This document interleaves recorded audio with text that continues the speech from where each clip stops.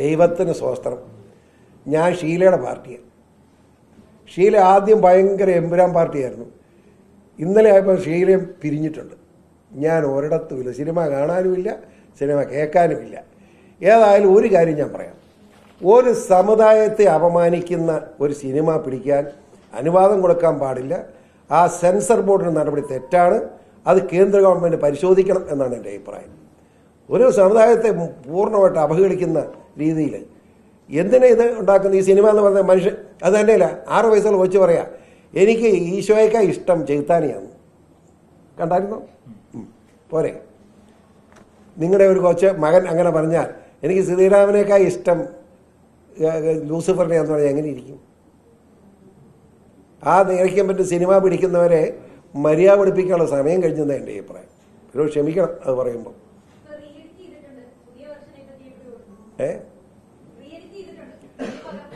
ഞാൻ ചോദിക്കട്ടെ സഹോദരി, 17 ഭാഗം വെട്ടിക്കളഞ്ഞെന്നാണ് പറയുന്നത്. അപ്പോൾ 17 ഭാഗം കുറ്റമാനും കുഴപ്പമാണെന്ന് ഇതിൻ്റെ പ്രൊഡ്യൂസറും നടന്മാരും സമ്മതിച്ചു എന്നല്ലേ അതിനർത്ഥം. അപ്പോൾ ഒരു കൂടുതൽ വർത്താനം പറയണ്ട, നമ്മൾ തർക്കം വേണ്ട. കുഴപ്പമുണ്ടായിരുന്നുവെന്ന് സിനിമയുടെ പ്രൊഡ്യൂസറും ഡയറക്ടറും സമ്മതിക്കുന്നത് തുല്യമാണല്ലോ.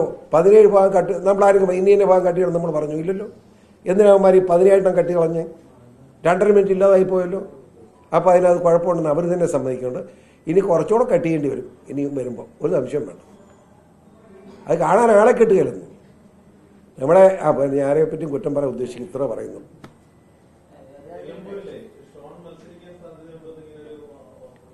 ഇലക്ഷൻ ആകട്ടെ. നിലമ്പൂരിൻ്റെ പ്രത്യേകത, നിലമ്പൂർ എവിടെ?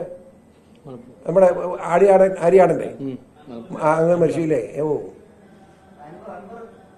അൻവർ രാജിവെച്ചോളത്തില്ലേ അവിടെ? ഏതായാലും ഷോൺ ആയാലും പട്ട് കാണിക്കുമെന്ന് എനിക്ക് തോന്നലില്ല.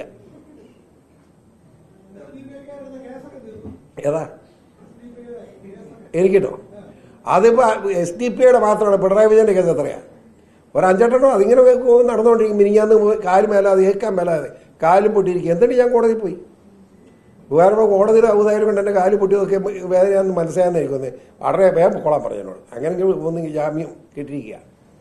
അത് 4 പ്രാവശ്യം പിടിച്ചുകൊണ്ട് പോയില്ലേ. അതൊക്കെ പോകും. പിണറായി വിജയന് സന്തോഷം, എനിക്കും സന്തോഷം. പിന്നെ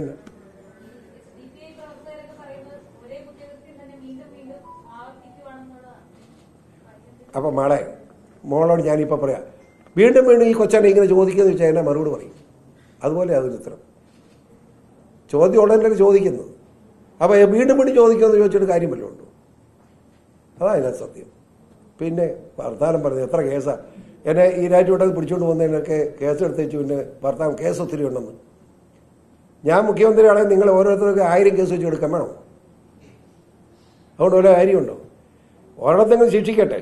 അപ്പം ഞാൻ പറയാം. എൻ്റെ അഭിപ്രായം എപ്പോഴും ഉറച്ച അഭിപ്രായമാണ്. കാരണം പിഴയ്ക്കാതിരിക്കട്ടെന്ന് കൊച്ചുങ്ങൾ. സത്യം സങ്കടകരമല്ലേ പെണ്ണുങ്ങൾ ഞാൻ തെറ്റിദ്ധരിക്കുക അങ്ങനെ പറഞ്ഞല്ലത്. ഞാൻ പെണ്ണുങ്ങളുടെ